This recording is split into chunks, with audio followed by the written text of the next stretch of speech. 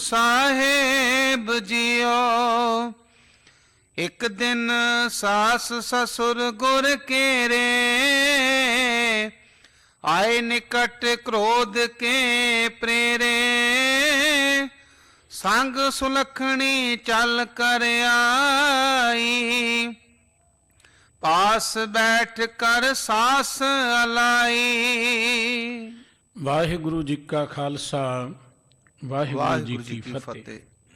ਸਰਬ ਕਲਾ ਸਮਰੱਥ ਚਵਰ ਛਤਰ ਤਖਤ ਦੇ ਮਾਲਕ, ਜਹਰਾ ਜਹੂਰ ਅਤੇ ਹਾਜ਼ਰਾ ਹਜੂਰ ਸਤਿਗੁਰੂ ਸਾਹਿਬ ਸ੍ਰੀ ਗੁਰੂ ਗ੍ਰੰਥ ਸਾਹਿਬ ਜੀ ਦੀ ਪਾਵਨ ਚਰਨ ਸਰਨ ਵਿੱਚ ਸੁਭਾਈਮਾਨ ਪਰਮ ਸਤਿਕਾਰਯੋਗ ਗੁਰੂ ਰੂਪ ਖਾਲਸਾ ਸਾਧ ਸੰਗਤ ਜੀਓ।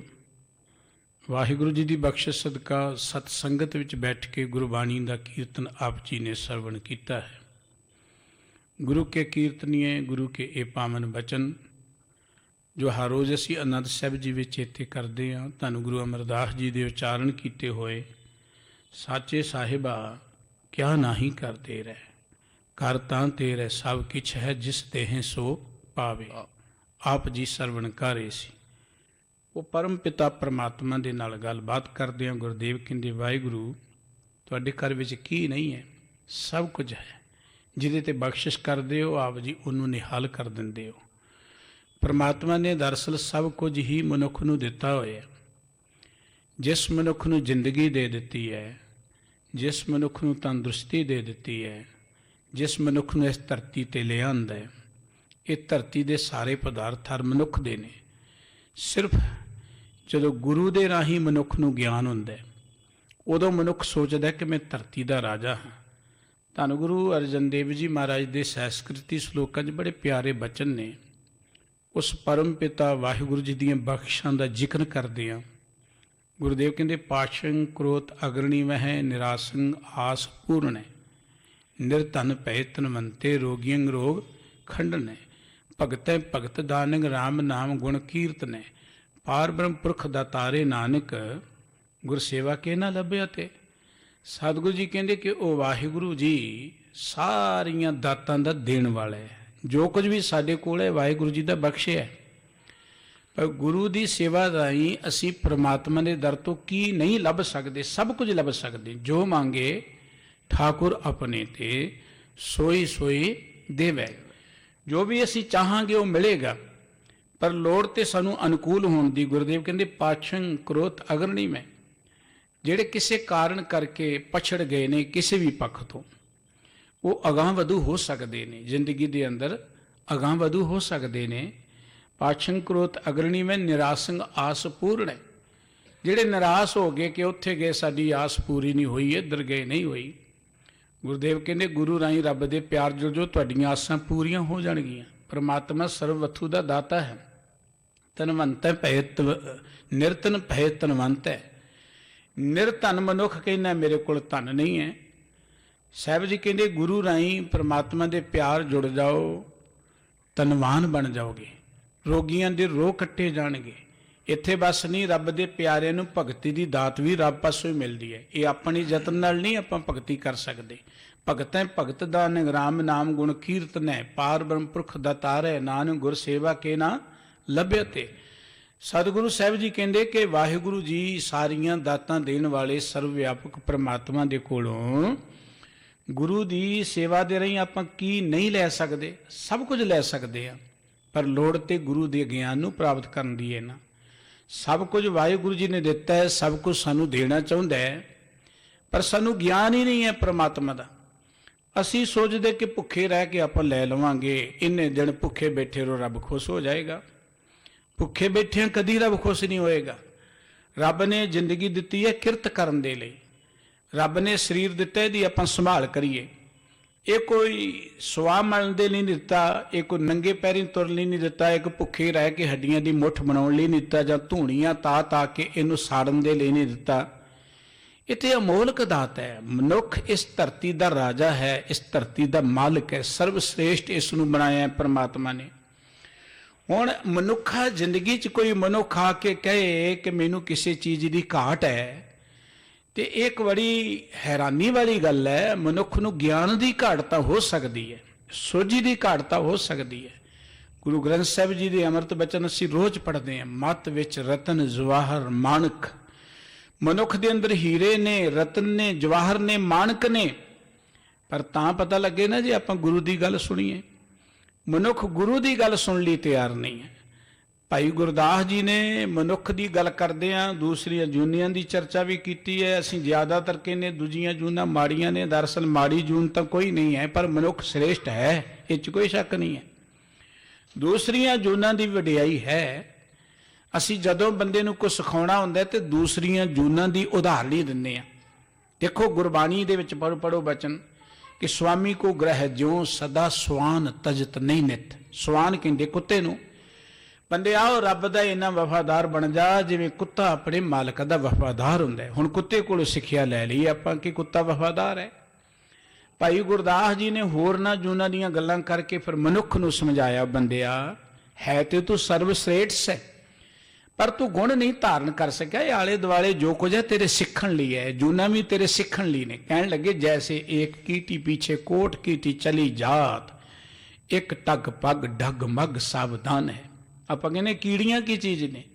ਕੀੜੀਆਂ ਦੀ ਖੂਬੀ ਦੇਖੋ। ਕੀੜੀਆਂ ਦੀ ਆਗੂ ਕੀੜੀ ਜਿੱਧਰ ਨੂੰ ਜਾਏਗੀ ਸਾਰੀਆਂ ਹਜ਼ਾਰਾਂ ਕੀੜੀਆਂ ਉਹਦੇ ਮਗਰ ਲਾਈਨ ਬਣ ਕੇ ਤੁਰੀਆਂ ਜਾਣਗੀਆਂ। ਕੀੜੀਆਂ ਲਾਈਨ 'ਚ ਤੁਰਦੀਆਂ ਨੇ। ਕਦੀ ਕੀੜੀਆਂ ਦੇ ਐਕਸੀਡੈਂਟ ਹੁੰਦੇ ਨਹੀਂ ਦੇਖੇ ਹੋਣਗੇ ਤੁਸੀਂ।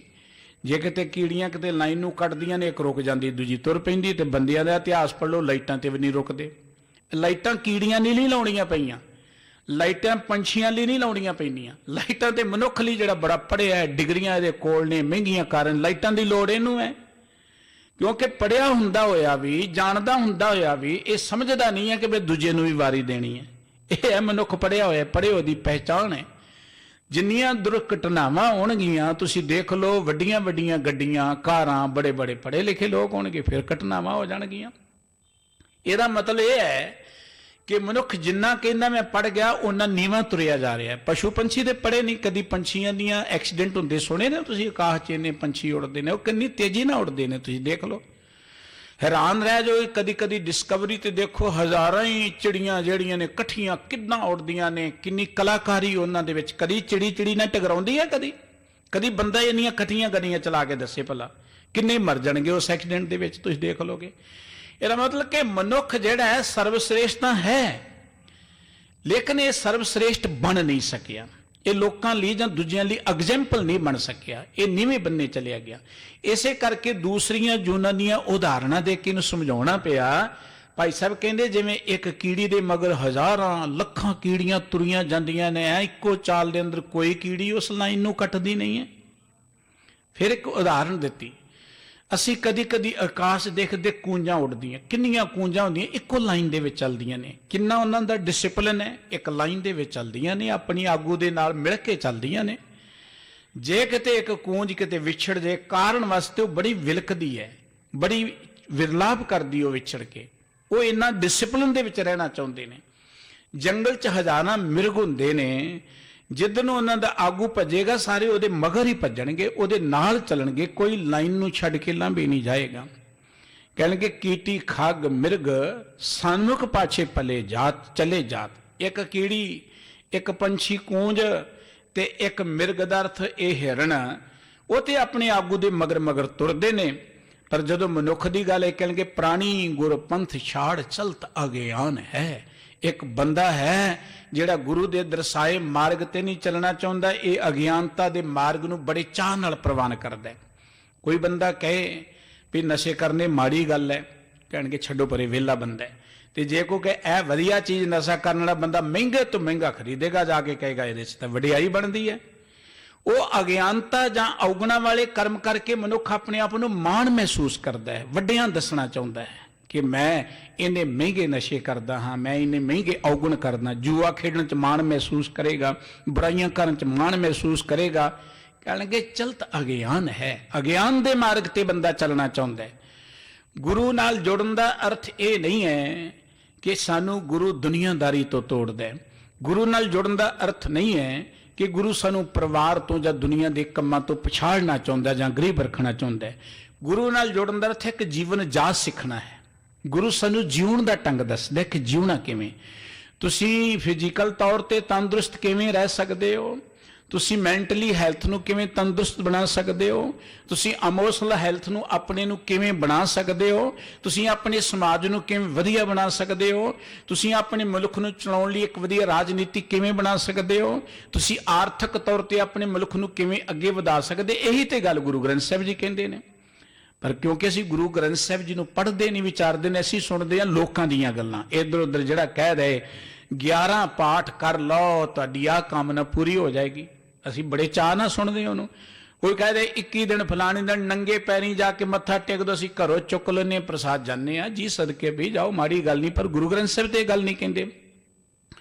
ਗੁਰੂ ਗ੍ਰੰਥ ਸਾਹਿਬ ਜੀ ਨੇ ਤੇ ਗੱਜ ਕੇ ਕੀ ਪੱਗ ਉੱਪੇ ਤਾਣਾ ਆਪਣਾ ਕੀਆ ਕਮਾਣਾ ਅਲਮਲ ਖਾਈ ਸਰਸ਼ਾਈ ਪਾਈਓ, ਨੰਗੇ ਪੈਰੀ ਫਿਰਦੇ ਹੈ ਤੇ ਆਪਣੇ ਕਿਤੇ ਆਪ ਭੋਗ। ਗੁਰਬਾਣੀ ਤੇ ਕਿਤੇ ਨਹੀਂ ਕਹਿੰਦੀ ਨੰਗੇ ਪੈਰੀ ਫਿਰੋ, ਤੁਸੀਂ ਭੁੱਖੇ ਰਹੋ, ਕਿਤੇ ਗੇੜੇ ਮਾਰੀ ਜਾਓ, ਕਿਤੇ ਨਹੀਂ ਕਹਿੰਦੀ। ਗੁਰਬਾਣੀ ਇੱਕੋ ਹੀ ਗੱਲ ਕਹਿੰਦੀ ਹੈ, ਜੇ ਜ਼ਿੰਦਗੀ ਅੰਦਰ ਸੁੱਖ ਮੰਨਣਾ ਆਪਣੇ ਮਨ ਨੂੰ ਕਾਬੂ ਕਰ ਲਓ। ਮਨ ਨੂੰ ਕਾਬੂ ਕਰਨ ਦੇ ਲਈ ਗਿਆਨ ਦੀ ਲੋੜ ਹੈ। ਸਤਿਗੁਰੂ ਜੀ ਨੇ ਬੜੀ ਸੋਹਣੀ ਉਦਾਹਰਨ ਦਿੱਤੀ, ਕੁੰਭੇ ਬੱਧਾ ਜਲ ਰਹਿ, ਜਲ ਬਿਨ ਕੁੰਭ ਨਾ ਹੋਏ, ਗਿਆਨ ਕਾ ਬੱਧਾ ਮਨ ਰਹਿ, ਗੁਰ ਬਿਨ ਗਿਆਨ ਨਾ ਹੋਏ।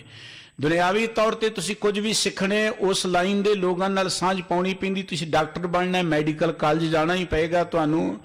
ਇੰਜੀਨੀਅਰ ਬਣ ਲਈ ਇੰਜੀਨੀਅਰਿੰਗ ਕਾਲਜ ਕੋਈ ਸਾਲ ਬਤੀਤ ਕਰਨੇ ਪੈਣਗੇ, ਪੜ੍ਹਨਾ ਪਵੇਗਾ, ਮਿਹਨਤ ਕਰਨੀ ਪਏਗੀ। ਜੋ ਕੁਝ ਵੀ ਬਣਨਾ ਹੈ, ਜੇ ਤੁਸੀਂ ਪੂਰਨ ਮਨੁੱਖ ਬਣਨਾ, ਇੱਕ ਚੰਗੇ ਆਦਰਸ਼ਕ ਇਨਸਾਨ ਬਣਨਾ ਤੇ ਫਿਰ ਤੁਹਾਨੂੰ ਗੁਰੂ ਦੀ ਗੱਲ ਸੁਣਨੀ ਪਏਗੀ। ਗੁਰੂ ਤੁਹਾਨੂੰ ਜ਼ਿੰਦਗੀ 'ਚ ਪਰਮ ਮਨੁੱਖ ਬਣਾਉਣਾ ਚਾਹੁੰਦਾ ਹੈ। ਗੁਰੂ ਭੇਖੀ ਨਹੀਂ, ਪਖੰਡੀ ਨਹੀਂ ਬਣਾਉਣਾ ਚਾਹੁੰਦਾ। ਗੁਰੂ ਤੁਹਾਨੂੰ ਮੰਗਤੇ ਨਹੀਂ ਬਣਾਉਣਾ ਚਾਹੁੰਦਾ। ਗੁਰੂ ਤੁਹਾਨੂੰ ਇਸ ਧਰਤੀ ਦੇ ਰਾਜੇ ਬਣਾਉਣਾ ਚਾਹੁੰਦਾ ਹੈ। ਇਸ ਕਰਕੇ ਸਤਿਗੁਰੂ ਦੇ ਗਿਆਨ ਤੋਂ ਬਿਨਾਂ ਬਚਨ ਚੱਲ ਰਿਹਾ ਸੀ ਕਿ ਵਾਹਿਗੁਰੂ ਦੇ ਦਰ ਤੇ ਸਭ ਕੁਝ ਹੈ, ਸਾਚੇ ਸਾਹਿਬਾ ਕਿਆ ਨਾਹੀਂ ਕਰਤੇ ਰਹਿ, ਸਭ ਕੁਝ ਹੈ ਔਰ ਸਭ ਕੁਝ ਮਨੁੱਖ ਲਈ ਹੈ। ਪਰਮਾਤਮਾ ਨੇ ਰੋਟੀ ਨਹੀਂ ਖਾਣੀ, ਪਰਮਾਤਮਾ ਨੇ ਅੰਨ ਨਹੀਂ ਖਾਣਾ, ਪਰਮਾਤਮਾ ਨੂੰ ਕਿਸੇ ਚੀਜ਼ ਦੀ ਲੋੜ ਨਹੀਂ, ਨਾ ਤੇ ਉਹਨੂੰ ਭੁੱਖ ਲੱਗਦੀ, ਨਾ ਉਹਨੂੰ ਕਿਸੇ ਚੀਜ਼ ਦੀ ਲੋੜ ਹੈ। ਪਰਮਾਤਮਾ ਦੀ ਇੱਕ ਰੀਝ ਹੈ ਕਿ ਧਰਤੀ ਤੇ ਰਹਿਣ ਵਾਲਾ ਹਰ ਮਨੁੱਖ ਜਿਹੜਾ ਉਹ ਖੁਸ਼ਹਾਲ ਹੋਣਾ ਚਾਹੀਦਾ, ਉਹ ਸੁਖੀ ਹੋਣਾ ਚਾਹੀਦਾ, ਉਹ ਆਨੰਦਮਈ ਜ਼ਿੰਦਗੀ ਬਤੀਤ ਕਰੇ। ਪਰਮਾਤਮਾ ਦੀ ਰੀਝ ਹੈ। ਜੇ ਅਸੀਂ ਕਹਿੰਦੇ ਕਿ ਪਰਮਾਤਮਾ ਸਾਡਾ ਮਾਂ ਪਿਓ ਹੈ, ਰੋਜ਼ ਅਰਦਾਸ ਕਰਦੇ ਤੁਮ ਮਾਤ ਪਿਤਾ ਹਮ ਬਾਰਕ ਤੇਰੇ, ਤੇ ਕਿਹੜਾ ਮਾਂ ਬਾਪ ਨਹੀਂ ਚਾਹੁੰਦਾ ਕਿ ਉਹਦੇ ਬੱਚੇ ਖੁਸ਼ਹਾਲ ਹੋਣ, ਉਹਦੇ ਬੱਚੇ ਤਰੱਕੀ ਕਰਨ, ਉਹਦੇ ਬੱਚੇ ਬੜੇ ਸੁਖੀ ਵਸਣ। ਕਿਹੜਾ ਮਾਂ ਬਾਪ ਨਹੀਂ ਚਾਹੁੰਦਾ? ਕੋਈ ਮਾਂ ਬਾਪ ਚਾਹੁੰਦਾ ਕਿ 2 ਸੁਖੀ ਹੋਣ ਤੇ 2 ਨਲਾਇਕ ਹੋ ਜਾਣ? ਕਦੀ ਨਹੀਂ ਚਾਹੁੰਦਾ। ਮਾਂ ਪਰਮਾਤਮਾ ਦੀ ਇਹ ਰੀਝ ਹੈ। परमात्मा ने धरती बनाई इसे लिए, परमात्मा ने धरती कादे लिए बनाई है? गुरमुख ओ अंग, गुरमुख की ओ आकारा। गुरबाणी दे बचन ने कि परमात्मा ने धरती बनाई गुरमुख बन दे लिए। गुरमुख दर्थ को भेख नहीं है, गुरमुख दर्थ को कर्मकांड तो नहीं है, गुरमुख दर्थ एक आदर्शक मनुख। गुरमुख दे गुण पढ़ोगे ना गुरबाणी च, असीं ते तुरे जांदे बंदे दे कपड़े देख के बड़ा गुरमुख है, कपड़ियां नाल गुरमुख नहीं बनता। गुरमुख हो जिहड़ा निर्वैर हो जाए, गुरमुख हो जिहड़ा जिहदे अंदर वीरता होए, गुरमुख जिहड़ा सच दे मार्ग ते चले, गुरमुख जिहड़ा परोपकार करे, गुरमुख जिहड़ा समुची मानवता दे भले दी गल करे और दूजियां दी खातर लोकां दे दुखां नूं दूर करन लई जिहड़ा यतनशील होए, उस गुरमुख दी गल सतगुरु जी ने कीती है। ये धरती गुरमुख बन दे लई सी। हर बंदा गुरमुख बने धरती ते धरती धर्मसाल बन जाएगी। परमात्मा ने बनाई धर्मसाल सी, पर मनुख ने धर्मसाल रहन नहीं दिती। गुरु नानक साहब जी ने इस धरती नूं धर्मसाल बनाउण दे लई जिथे गल की कि राती रुती थिती वार, पौण पानी अग्नि पाताल, तिस वे धरती थाप रखी धर्मसाल। धर्मी लोगों की, धर्मी दा अर्थ मेरे अगे भेखी तो नहीं है, धर्मी दा अर्थ जिहड़े सच बोलन, जिहड़े ईमानदार होण, जिहड़े मेहनत करन, जिहड़े मनुखता दे भले दी धरती दी संभाल दी गल कर, उन्हां नूं धर्मी कहा गया। धर्म कोई फिरके मजहब नूं नहीं कहा गया। इत्थे धर्म समुची मानवता का साझा है। कोई हिंदू का, सिख का, मुसलमान का धर्म वखरा वखरा नहीं है। ये उस धर्म की गल है जिन्होंने सतगुरु जी ने कहा सर्व धर्म है श्रेष्ठ धर्म। सारे धर्मां तो महान धर्म है परमात्मा दे प्यार जुड़ना। ते परमात्मा सारियां दा साझा है। परमात्मा दे प्यार जुड़न वाला भी सारियां दा साझा होना चाहिए। सारियां दे भले दी गल करे। परमात्मा सरबत दे भले दी गल करदा है। परमात्मा दा जो कुछ है सारियां दा साझा है। सूरज साझा है, धरती साझी है, हवा साझी है। ते जिहड़ा परमात्मा दे प्यार जुड़दा उहदा सुभाव ही इहो जिहा बन जांदा जो परमात्मा दी स्रोतां दा है, जो परमात्मा दा है। इस करके परमात्मा ने सब कुछ बनाया है। लोड़ सानू गुरु दे राहीं गुरमुख बनन दे लई है। फिर असीं जरूर ये गलांगे वाहिगुरू जी क्या नहीं कर तेरे, कर तां तेरे सब किछ है। जिस देह सो पावे सदा शिव सलाह तेरी, नाम मन वसावे नाम जिनकै मन वसिया वाजे शब्द कनेरे। नाम दा अर्थ है परमात्मा दी याद, परमात्मा दा नूर, परमात्मा दा जलवा, परमात्मा के उस हुक्म नूं सਦੀवी अपने हिरदे विच समझ लेना। नाम कोई दो अखरां दा नहीं है इत्थे। ये नहीं कि राम कहांगे नाम बन गया जां वाहिगुरू कहांगे नाम बन गया। ये तो कर्म नाम वाहिगुरू जी दे रखे हुए ने। नाम का अर्थ है कि वह परमात्मा की जोत, परमात्मा का प्रकाश मनुख के अंदर प्रगट हो जाएगा। कदों? जो असीं गुरु राही उस परमात्मा के प्यार जुड़ांगे। जिथे गुरबाणी कीर्तन का आनंद आप जी ने माणिया है। धन गुरु नानक साहब जी के जीवन इतिहास की कथा भी आप जी हर रोज श्रवण करते हो। बचन आप जी नूं कीर्तनिया ने सुनाए सन कि गुरु नानक जन सुनिया पेखिया से फिर गर्भास न भरिया रे। जिन्हां ने गुरु नानक साहब जी के उपदेश नूं सुन लिया, जिन्हां ने गुरु नानक साहब जी के दीदार कर लिया। दीदार का अर्थ ये नहीं जो तस्वीरां लाइया ने, दीदार का अर्थ ये भी नहीं कि सरीरक तौर पर। दीदार का जिन्हां गुरु नानक साहब जी के शब्द विच अपनी सुरत नूं जोड़ लिया। गुरु नानक साहब जी का जो किरदार है, करैक्टर है, हस्ती है, उन्होंने अपनी जिंदगी च धारण कर लिया। अपनी सुरत नाल जिन्हां ने सुरत शब्द में जोड़ ली, ये गुरु के दीदार ने। वो मुड़ के जूना जन्मां दे गेड़ च नहीं पैंदे। वो गुरु नानक साहब जी के जीवन इतिहास की कथा चल रही है। सतगुरु जी जीवन का पार उतारा करते हुए जब एबनाबाद ते हमला होया बाबर का 1521 ईस्वी की गल है।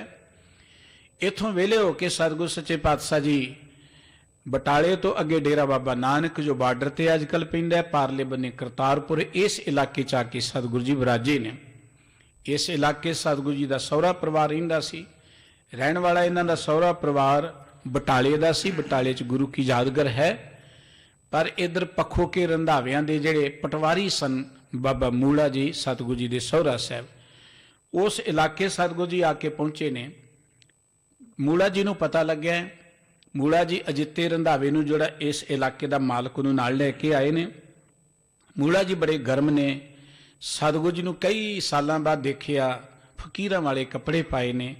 एक संसारी बंदा जिदा चंगा टौर टप्पा होए इलाके च, ते ओदा इहो जिहा रिश्तेदार जवाई भाई इदां दा बन जे। अज भी आपां देखदे कई लोग कहंदे साडी शान ही नहीं बनदी।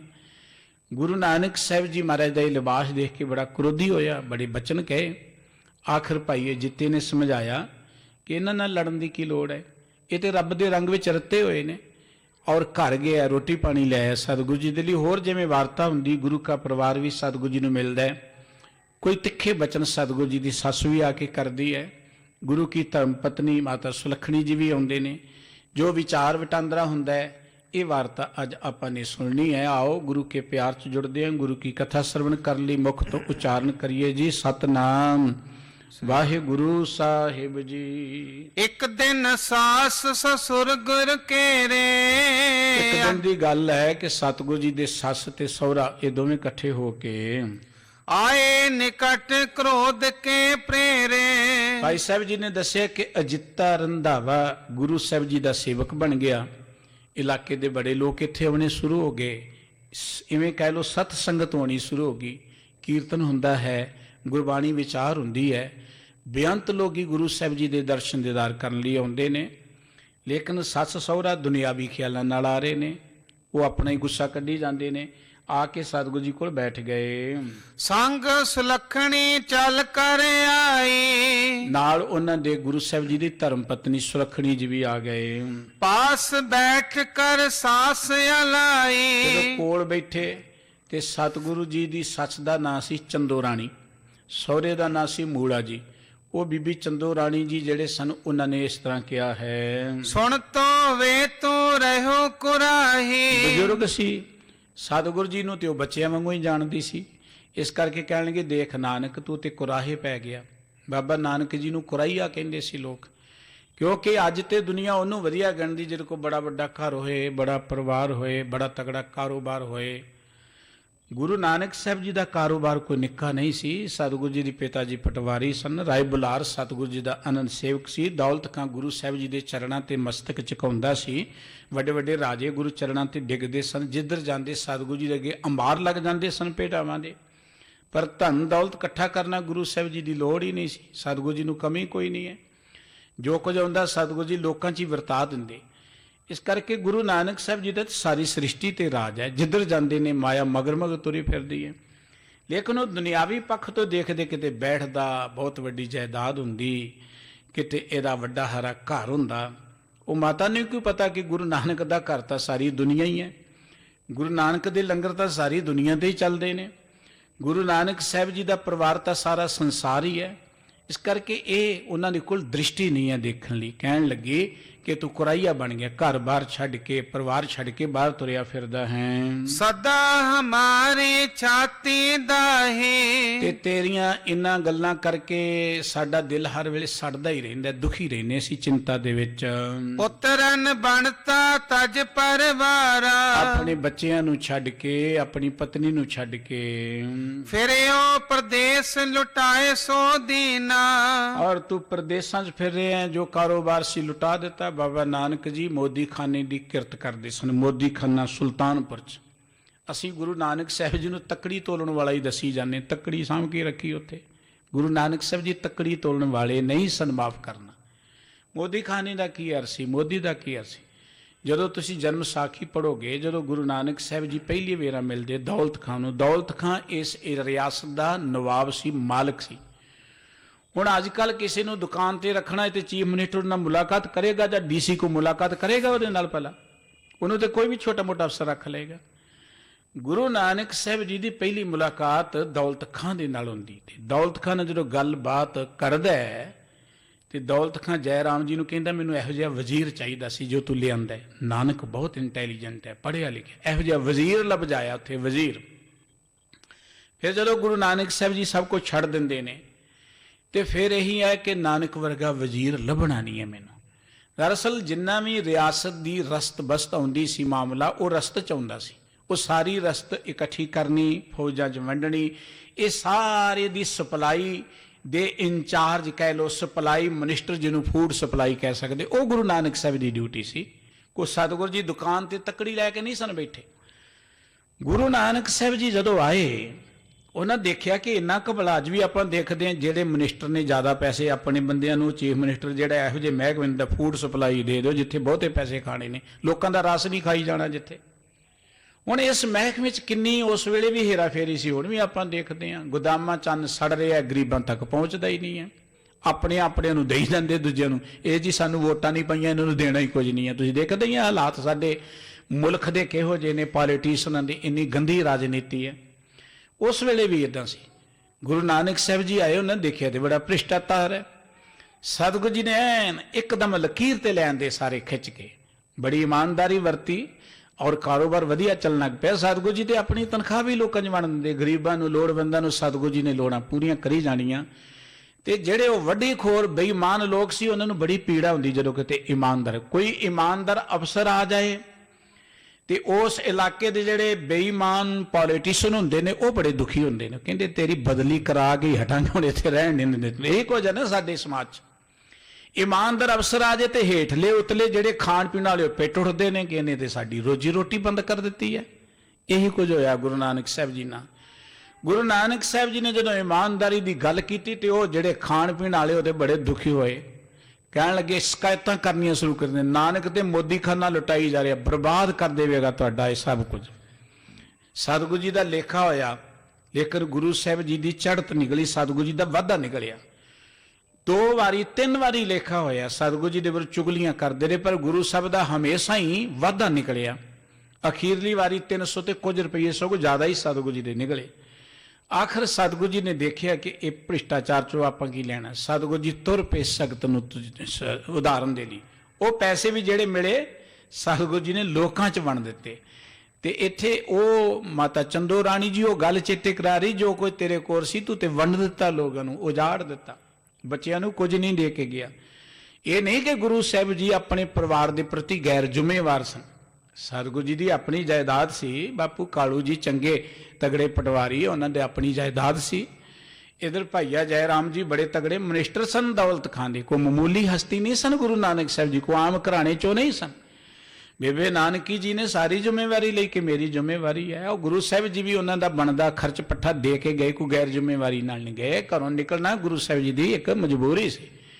ਇਹ ਕੋਈ ਸਤਿਗੁਰੂ ਜੀ ਜ਼ਿੰਮੇਵਾਰੀਆਂ ਤੋਂ ਡਰਦੇ ਨਹੀਂ ਭੱਜੇ, ਲੇਕਿਨ ਕਿਉਂਕਿ ਦੁਨਿਆਵੀ ਸੁਭਾਅ ਹੈ, ਕਹਿਣ ਲੱਗੇ ਕਿ ਤੂੰ ਆਪਣਾ ਸਭ ਕੁਝ ਲੁਟਾ ਕੇ ਫਕੀਰ ਬਣ ਗਿਆ।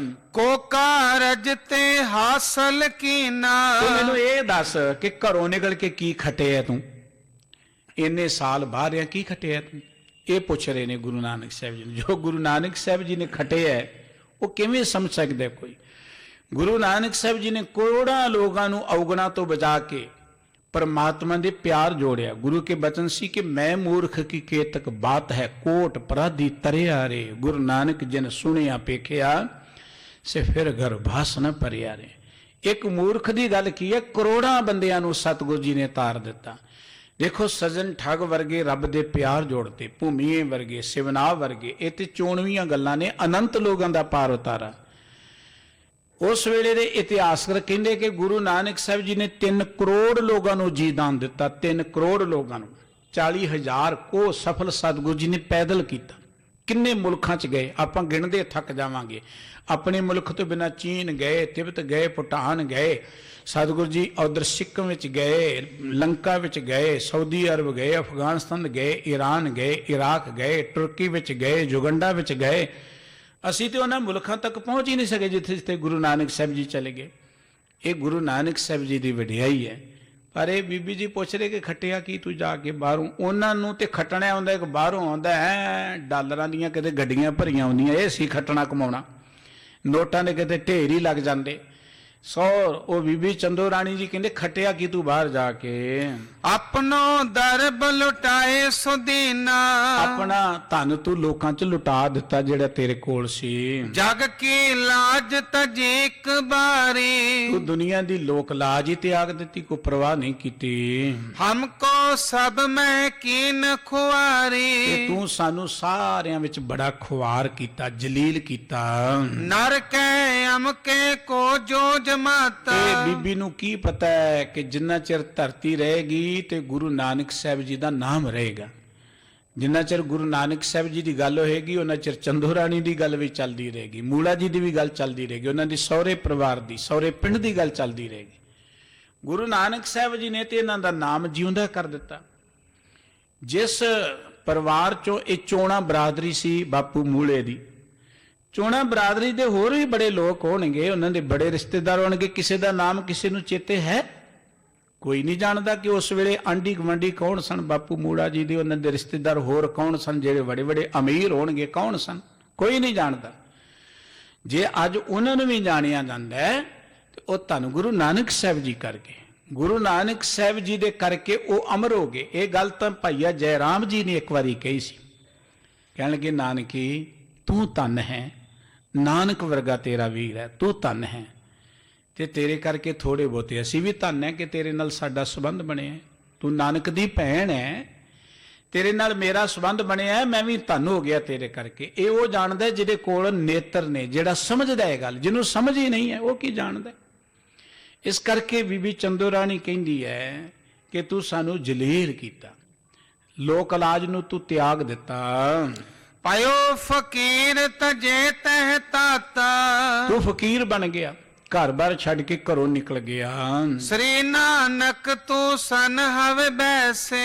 सतगुरु नानक साहब जी चुप करके सुनते रहे इस माता दियां गल्लां। सन्मुख बचन पनियो नह कैसे, बोले नहीं, सतगुरु जी चुप करके सुनते ही रहे। सुनी अजीते जब अस गाथा। अजिता कोल खड़ा सी। अजिता इस इलाके का मालक है, परगणे का पूरे का, जिन्हों आप कह सकते हैं इस इलाके का जगीरदार कह लो या वड्डा हाकम कह लो। वो कोल खड़ा सी। अजिता गुरु की वडियाई नूं समझ चुका है। अजिता गुरु चरणों ते झुक के गुरु साहब जी के उपदेश नूं लै चुका है। अजिता गुरु के मुखी सिखां चों एक महान सिख सी। जदों तुसीं जन्म साखी या इतिहास पढ़ोगे अजिते का नाम मुखी सिखां च आउंदा है। अजिता कोल खड़ा है सुन रहा सी। मूला लरत गुरु के साथा। मूला जी सतगुरु जी दे नाल जदों तकरार कर रहे हन, दोरियो करते तूरन आवा। ते आओ अजिता जी दूर सन, भज के आए, नेड़े आ पहुंचे। जिस वेले उन्होंने देखा कि मूला जी गर्म ने सतगुरु जी के प्रति। 300 असबिद बचन अलावा। भाई अजिता जी ने बापू मूले जी नूं इस तरह कहा है, उच्चे कह क्यों शीस खपावत। तुसी क्यों जोर जोर दी बोल दो, एवें अपना सिर खपा रहे हो, इहदे चों तुहानूं की मिलना है? क्यों तुम दुखी होए पछतावत। तुसी दुखी क्यों हो रहे हो? ਤੁਹਾਡੇ ਦੁਖੀ ਹੋਣ ਦਾ ਕਾਰਨ ਕੀ? ਇੰਨਾ ਝੂਰ ਕਿਉਂ ਰਹੇ ਹੋ ਤੁਸੀਂ? ਮਹਾਪੁਰਖ ਔਰ ਮਤੇ ਉਚਾਰਿਆ। ਤੁਹਾਨੂੰ ਪਤਾ ਨਹੀਂ ਹੈ ਕਿ ਇਹ ਨਾਨਕ ਜੀ ਦੀ ਵਡਿਆਈ ਕੀ ਹੈ? ਇਹ ਕੌਣ ਨੇ? ਤੁਹਾਨੂੰ ਨਹੀਂ ਪਤਾ। ਤੁਸੀਂ ਇਹਨਾਂ ਦੀ ਅਵਸਥਾ ਨੂੰ ਜਾਣਦੇ ਨਹੀਂ, ਤੁਸੀਂ ਇਹਨਾਂ ਦੇ ਰੁਤਬੇ ਨੂੰ ਜਾਣਦੇ ਨਹੀਂ। ਭੇਦ ਨ ਜਾਣ ਸਕੋ ਨਿਕ ਕੇਰਾ। ਮੂਲਾ ਜੀ ਨੂੰ ਅਜਿੱਤਾ ਜੀ ਕਹਿਣ ਲੱਗੇ, ਮੂਲਾ ਜੀ, ਚਾਚਾ ਜੀ ਕਹਿੰਦੇ ਸਨ ਮੂਲਾ ਨੂੰ। ਅੱਗੇ ਜਾ ਕੇ ਸ਼ਬਦ ਆਏਗਾ ਕਿ ਚਾਚਾ ਮੂਲਾ, ਤੂੰ ਇਹਨਾਂ ਦੀ ਵਡਿਆਈ ਨੂੰ ਨਹੀਂ ਜਾਣਦਾ, ਤੂੰ ਇਹਨਾਂ ਦੇ ਭੇਤ ਨੂੰ ਸਮਝ ਨਹੀਂ ਸਕਦਾ, ਇਸ ਕਰਕੇ ਤੂੰ ਇਹਨਾਂ ਨਾਲ ਗਰਮ ਨਾ ਹੋ। ਬਿਨਾ ਹੇਤ ਤੇ ਆਨ ਆਕਾਵਤ। ਬਿਨਾਂ ਹੀ ਕਾਰਨ ਤੋਂ ਤੈਨੂੰ ਇਹ ਚੋਂ ਕੀ ਮਿਲੇਗਾ? ਇਹਨਾਂ ਨਾਲ ਇੰਨਾ ਉੱਚਾ ਬੋਲ ਕੇ ਤੈਨੂੰ ਕੋਈ ਲੱਭੇਗਾ? ਇਹਦੇ ਚੋਂ ਕੀ ਪ੍ਰਾਪਤ ਹੋ ਜਾਏਗਾ ਤੇਰਾ? ਤੇਰੀਆਂ ਗੱਲਾਂ ਗਰਮ ਹੋ ਕੇ ਤੈਨੂੰ ਤੇ ਸਤਾ ਸਕਦੀਆਂ ਨੇ, ਉਹਨਾਂ ਤੇ ਕੋਈ ਅਸਰ ਨਹੀਂ ਹੋਣਾ। ਇਨ ਨਹਿ ਨੰਪਮ ਕੋ ਕਛੂ ਦੁਖਾਵਤ। ਇਸ ਕਰਕੇ ਤੇਰੀਆਂ ਗੱਲਾਂ ਨੇ ਉਹਨਾਂ ਦਾ ਕੁਝ ਨਹੀਂ ਵਿਗਾੜਨਾ। ਤੂੰ ਗਰਮ ਹੋ ਲਾ, ਉਹਨਾਂ ਤੇ ਕੋਈ ਅਸਰ ਨਹੀਂ। ਉਹ ਤੇ ਬੜੇ ਸ਼ਾਂਤ ਬੈਠੇ ਨੇ, ਉਹਨਾਂ ਕੋਈ ਦੁਖੀ ਨਹੀਂ ਹੋਣਾ। ਦੁਖੀ ਤੂੰ ਆਪ ਹੋ ਰਿਹਾ ਹੈ। ਨਹੀਂ ਬਿਗਾਰਤ ਕਾਰਜ ਰਾਈ। ਤੇਰਾ ਇਹਨਾਂ ਨੇ ਵਿਗਾੜਿਆ ਕੀ ਹੈ ਜਿਹੜਾ ਤੂੰ ਇੰਨਾ ਗਰਮ ਹੋ ਰਿਹਾ?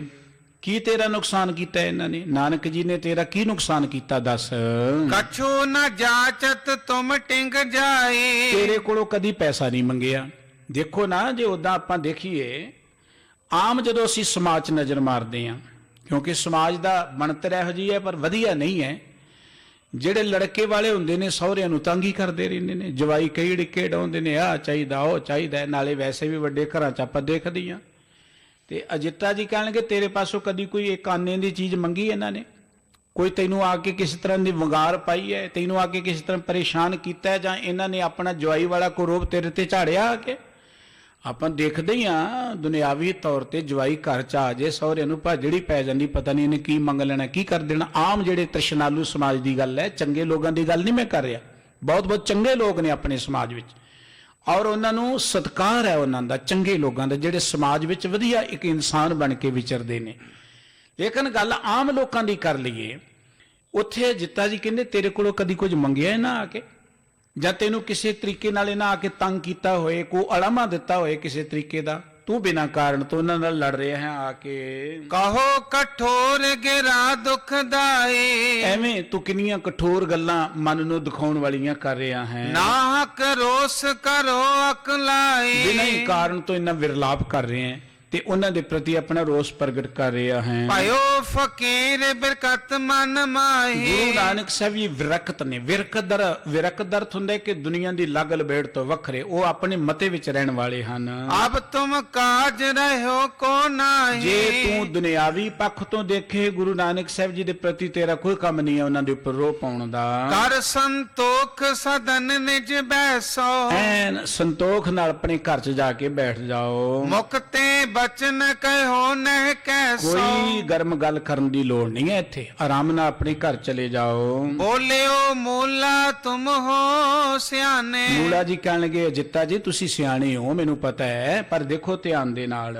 ਸੁਨੋ ਚੌਧਰੀ ਸਭ ਵਿਦ ਜਾਣੇ। ਚੌਧਰੀ ਜੀ ਤੁਹਾਨੂੰ ਪਤਾ ਹੈ ਚੰਗੀ ਤਰ੍ਹਾਂ ਜਿਸ ਕਰਕੇ ਮੈਂ ਲੜ ਰਿਹਾ ਹਾਂ। ਪ੍ਰਥਮੈ ਇਸ ਟਿੰਗ ਦਰਬ ਕਨੇਰਾ। ਦੇਖੋ ਇਹਦੇ ਕੋਲ ਬਹੁਤ ਧਨ ਸੀ। ਗੁਰੂ ਨਾਨਕ ਸਾਹਿਬ ਜੀ ਚੰਗੇ ਘਰ 'ਚ ਸਨ। ਗੁਰੂ ਨਾਨਕ ਸਾਹਿਬ ਜੀ ਜਦੋਂ ਸੁਲਤਾਨਪੁਰ ਮੋਦੀ ਖਾਨੇ ਦੀ ਕਿਰਤ ਕਰਦੇ ਸਨ, ਉਹਨਾਂ ਦੀ ਬਹੁਤ ਵੱਡੀ ਤਨਖਾਹ ਸੀ ਗੁਰੂ ਨਾਨਕ ਸਾਹਿਬ ਦੀ। ਕਹਿਣ ਲੱਗੇ ਦੇਖੋ ਬਹੁਤ ਧਨ ਸੀ ਪਹਿਲਾਂ ਜਦੋਂ ਸੀ ਸੁਲਤਾਨਪੁਰ 'ਚ। ਦਇਓ ਲੁਟਾਏ ਸਰਬ ਬਿਨ ਦੇਰਾ। ਪਰ ਇਹਨਾਂ ਬਿਨਾਂ ਦੇਰੀ ਤੋਂ ਸਭ ਕੁਝ ਹੀ ਲੁਟਾ ਦਿੱਤਾ ਇਹਨਾਂ ਨੇ, ਲੋਕਾਂ 'ਚ ਵੰਡ ਦਿੱਤਾ। ਇਤਨੇ ਗੁਨੇ ਨ ਨਿਜ ਮਨ ਮਾਹੀ। ਮਨ ਵਿੱਚ ਇਹਨਾਂ ਨੇ ਇਹ ਵਿਚਾਰਿਆ ਹੀ ਨਹੀਂ, ਸੋਚਿਆ ਹੀ ਨਹੀਂ। ਸੁਤ ਬਣ ਤਾਕੈ ਬਲ ਤੇ ਖਾਹੀ। ਕਿ ਮੇਰੇ ਬੱਚੇ ਨੇ, ਮੇਰੀ ਧਰਮ ਪਤਨੀ, ਉਹ ਕਿੱਥੋਂ ਰੋਟੀ ਖਾਣਗੇ, ਇਹ ਸੋਚਿਆ ਹੀ ਨਹੀਂ ਇਹਨਾਂ ਨੇ। ਸਭ ਬੇਵਹਾਰ ਦਰਬ ਤੇ ਹੋਏ। ਕਿਉਂਕਿ ਸਭ ਕੁਝ ਧਨ ਦੇ ਨਾਲ ਹੀ ਕੰਮਕਾਰ ਚੱਲਦਾ ਹੈ। ਸੋ ਇਨ ਦੀਨ ਅਕਾਰਤ ਖੋਈ। ਤੇ ਉਹ ਇਹਨਾਂ ਨੇ ਬਿਨਾਂ ਹੀ ਕਾਰਨ ਤੋਂ ਲੋਕਾਂ 'ਚ ਵੰਡ ਦਿੱਤਾ। ਮੋਹਰੋ ਤਜੀ ਜਰਾਰਤ ਕੀ ਲਾਜਾ। ਉਹਦੇ ਬਾਅਦ ਇਹਨਾਂ ਨੇ ਦੁਨੀਆ ਦੀ ਲਾਜ, ਲੋਕ ਲਾਜ ਜਿਹੜੀ ਛੱਡ ਦਿੱਤੀ, ਤਿਆਗ ਦਿੱਤੀ। ਵੇਖ ਫਕੀਰ ਤਨ ਮੈਂ ਸਾਜਾ। ਤੇ ਸਰੀਰ ਤੇ ਫਕੀਰਾਂ ਵਾਲੇ ਕੱਪੜੇ ਪਾ ਕੇ ਚੱਲ ਪਏ। ਪਰਦੇਸਨ ਗਮਨਿਓ ਬਹੁ ਕਾਲਾ। ਕਈ ਸਾਲ ਹੋ ਗਏ ਨੇ ਪ੍ਰਦੇਸਾਂ 'ਚ ਫਿਰਦੇ, ਔਰ ਕਈ ਸਾਲਾਂ ਬਾਅਦ ਹੁਣ ਇੱਥੇ ਆ ਕੇ ਇਹ ਦਿਸੇ ਹਨ। ਅਬ ਆਇਓ ਨਿਜ ਤਜਨ ਨ ਚਾਲਾ। ਹੁਣ ਆਏ ਇੰਨੇ ਸਾਲਾਂ ਬਾਅਦ ਤੇ ਅਜੇ ਵੀ ਆਪਣੀ ਉਹ ਜਿਹੜੀ ਚਾਲ ਹੈ ਨਾ ਫਕੀਰਾਂ ਵਾਲੀ, ਉਹ ਛੱਡਣ ਲਈ ਤਿਆਰ ਨਹੀਂ ਹਨ। ਬੈਠ ਸਮੀਪ ਦਹਿਤ ਨਿਜ ਛਾਤੀ, ਤੇ ਉਤੋਂ ਮੇਰੇ ਕੋਲ ਆ ਗਏ, ਮੇਰੇ ਪਿੰਡ ਦੇ ਬਾਹਰ ਆ ਕੇ ਬੈਠ ਗਏ ਨੇ, ਮੇਰੇ ਹਿਰਦੇ ਨੂੰ, ਮੇਰੇ ਦਿਲ ਨੂੰ ਸਾੜਨ ਦੇ ਲਈ। ਇਸ ਕੀ ਚਿੰਤ ਹਮੈ ਦਿਨ ਰਾਤ, ਮੈਨੂੰ ਇਹ ਚਿੰਤਾ ਹੈ ਦਿਨ ਰਾਤ ਕਿ ਇਹਨਾਂ ਦੇ ਨਿਆਣਿਆਂ ਦਾ ਕੀ ਬਣੇਗਾ, ਇਹਨਾਂ ਦੇ ਪਰਿਵਾਰ ਦਾ ਕੀ ਬਣੇਗਾ। ਜੇ ਸਰੀਕ ਸਭ ਹਸੀ ਉਚਾਰੈ, ਨਾਲੇ ਬਾਕੀ ਮੇਰਾ ਜਿੰਨਾ ਭਾਈਚਾਰਾ ਮੈਨੂੰ ਮਖੌਲ ਕਰਦਾ ਕਿ ਮੂਲੇ ਦਾ ਜਵਾਈ ਦੇਖੋ ਫਕੀਰ ਬਣ ਗਿਆ ਹੈ। ਇਹ ਨਹਿ ਕਹਿ ਕੇ ਸੰਕ ਵਿਚਾਰੈ, ਔਰ ਇਹ ਸਾਰੀਆਂ ਗੱਲਾਂ ਜਿਹੜੀਆਂ ਨੇ ਇਹ ਮੇਰੇ ਮਨ ਚ ਆਉਂਦੀਆਂ, ਮੈਂ ਦੁਖੀ ਹੁੰਨਾ, ਪਰ ਇਹਨਾਂ ਤੇ ਕੋਈ ਅਸਰ ਨਹੀਂ ਪੈ ਰਿਹਾ। ਬਹੁਰਾ ਜਿੱਤਾ ਬੋਲਿਓ ਬਾਣੀ, ਜਿਸ ਵੇਲੇ ਮੂਲਾ ਜੀ ਨੇ ਸਾਰੀ ਗੱਲਬਾਤ ਆਪਣੇ ਮਨ ਦੀ ਦੱਸੀ ਤੇ ਭਾਈ ਅਜਿੱਤਾ ਜੀ ਇਸ ਤਰ੍ਹਾਂ ਬੋਲੇ, ਅਜੇ ਮੂਲਾ ਜੀ ਨੂੰ ਸੰਬੋਧਨ ਕਰਕੇ, ਸੁਨੋ ਚਚਾ ਤੁਮ ਕਹਿਤ ਸਿਆਣੀ, ਦੇਖੋ ਚਾਚਾ ਜੋ ਤੁਸੀਂ ਕਹਿ ਰਹੇ ਠੀਕ ਕਹਿ ਰਹੇ ਹੋ, ਇਹ ਤੁਹਾਡੀ ਸੋਚ ਹੈ, ਦੁਨਿਆਵੀ ਪੱਖ ਤੋਂ ਠੀਕ ਹੈ। ਜੋ ਪਰੰਤ ਹੋਵੇ ਸੰਸਾਰੀ, ਇਹ ਸੋਚ ਉਹਦੇ ਪ੍ਰਤੀ ਹੋਣੀ ਚਾਹੀਦੀ ਹੈ ਜਿਹੜਾ ਆਮ ਸੰਸਾਰੀ ਬੰਦਾ ਹੈ, ਭਾਵ ਜਿਹੜਾ ਦੁਨੀਆ ਦੀ ਮੋਹ ਮਾਇਆ 'ਚ ਖਚਤ ਹੈ, ਜਿਹਨੂੰ ਇਹ ਖਿਆਲ ਹੈ ਕਿ ਬਹੁਤ ਧਨ ਨਾਲ ਵਡਿਆਈ ਬਣਨੀ ਹੈ, ਬਹੁਤ ਜਾਇਦਾਦ ਨਾਲ ਵਡਿਆਈ ਬਣਨੀ ਹੈ। ਲੇਕਿਨ ਇਹਨਾਂ ਦੇ ਨਾਲ ਤੁਹਾਡੀ ਇਹ ਗੱਲਬਾਤ ਤਕਰਾਰ ਨਹੀਂ ਚੱਲ ਸਕਦਾ।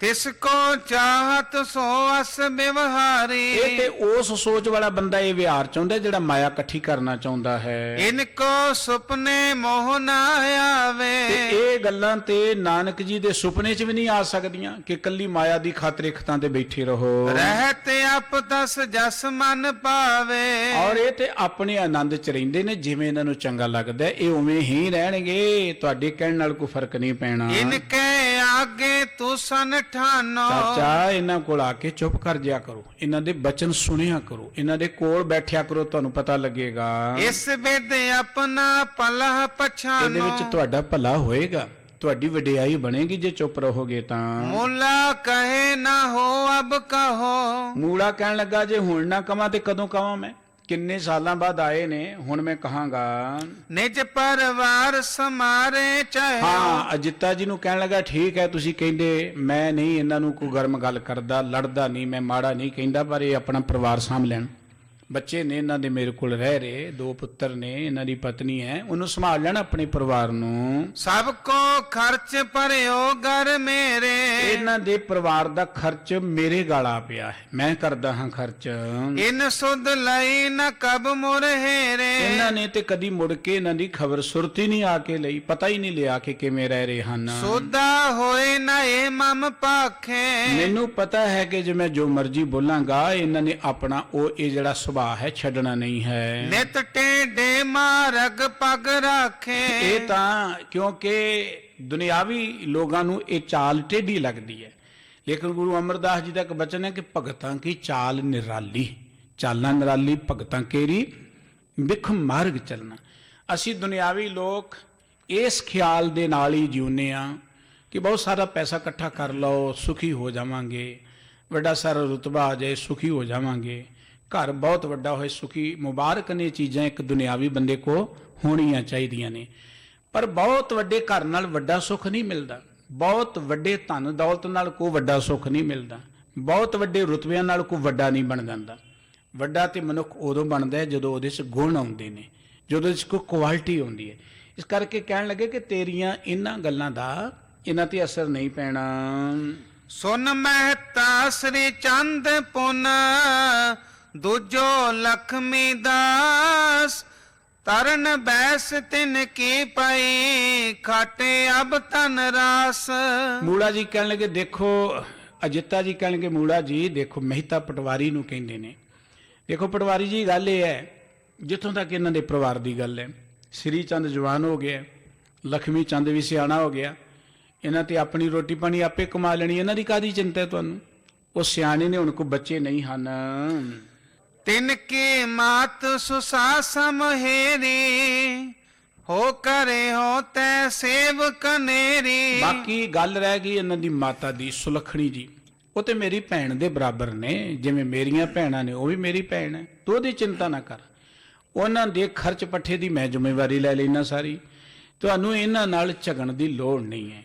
ਇਹ ਗੱਲ ਕਈ ਉਸ ਵੇਲੇ ਅਜਿੱਥੇ ਰੰਧਾਵੇ ਨੇ ਜਿਹੜਾ ਇਸ ਇਲਾਕੇ ਦਾ ਚੌਧਰੀ ਹੈ, ਔਰ ਇਸ ਤਰੀਕੇ ਦੇ ਨਾਲ ਪਠੋ ਸਦਨ ਮਮ ਬਿਲਮ ਨ ਲਾਵੋ ਕਛ ਨੈ ਹਿਰਦੇ ਸਦੇਵ ਉਠਾਵੋ। ਜੇ ਤੈਨੂੰ ਲੱਗਦਾ ਹੈ ਕਿ ਬੜਾ ਖਰਚ ਹੈ ਮੇਰੇ ਤੇ ਨਾਨਕ ਜੀ ਦੇ ਪਰਿਵਾਰ ਨੂੰ ਮੇਰੇ ਘਰ ਭੇਜ ਦੇ, ਦੇਰੀ ਨਾ ਲਗਾ, ਸਾਰਾ ਹੀ ਖਰਚਾ ਮੈਂ ਕਰਾਂਗਾ, ਜਿੰਨਾ ਵੀ ਉਹਨਾਂ ਦਾ ਹੈ ਮੈਂ ਕਰਾਂਗਾ। ਮੂਲਾ ਕਹੇ ਨਯੋ ਬਨ ਆਵੇ ਹਮਰੀ ਨਿੰਦਾ ਜਗਤ ਅਲਾਵੇ। ਮੂਲਾ ਜੀ ਫਿਰ ਕਹਿਣ ਲੱਗੇ ਕਿੱਦਾਂ ਹੋ ਸਕਦਾ ਹੈ, ਦੁਨੀਆ ਮੇਰੀ ਨਿੰਦਾ ਕਰੇਗੀ, ਦੁਨੀਆ ਮੈਨੂੰ ਮਾੜਾ ਕਹੇਗੀ, ਇਹ ਕਿੱਦਾਂ ਹੋ ਸਕਦਾ ਹੈ।